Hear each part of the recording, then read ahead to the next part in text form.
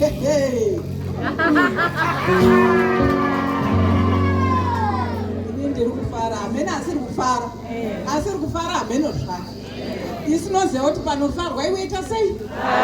Panochemewa iweita sei? Ini mukatonditi tanga kuchema panhamu ndini number 1.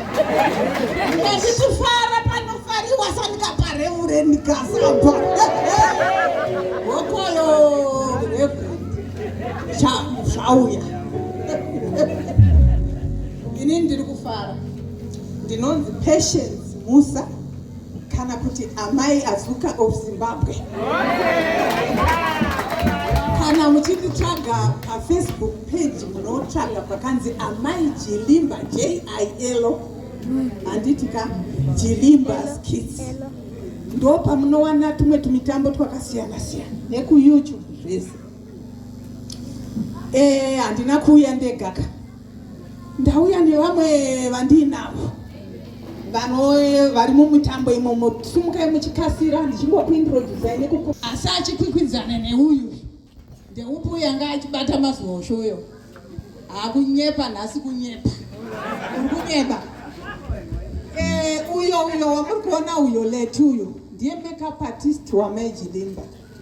Ndiye anondiponza nekuona kuti hapana hembe isina kunyatsomira zvakanaka here, ndakapfeka mushere zvese zviripo here.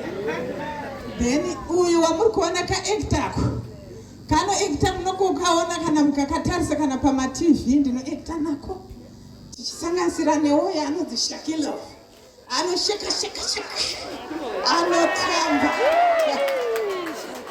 Uyu wamuri kuona akasuta uyo ndime inokodzera kuonekwa nambuya naate zvara here. Anotokwikidza neZBC nokuti hanti munoziva ZBC haidi zvemanga pamapeji. Saka iyeyo uyo hadiwo futi zvisina nebasa. Ane dzidziso anotipa dzidziso iyeyo. Ndo kamuri kangu kandauya nako. Reverend ani mandinzwa kuti taiyawo yakamira mushere. Ai zviri go. Handitika inini ndinoda kuvamisa padhuze nemuridzi wevanhu. Amai muridzi and amai vavo ndovada mai we. Ivo havatombozviziva kuti vanodiwa neni zvisingaitwe. Honorable Chinomona uyai padhuze amai.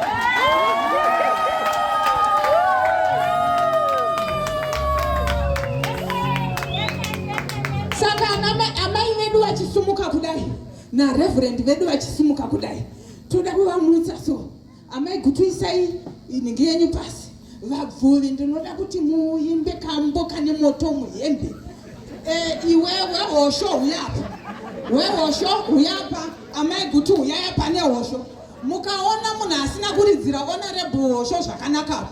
Munobva mabvisa mari moti ngaabude mudariro very fast. Yes. Kane moto muhembe handetoni. Kane moto muhembe. Kane moto. Iwe shamari enda unotora bhutsu dzangu dzinenge pfupi so mota.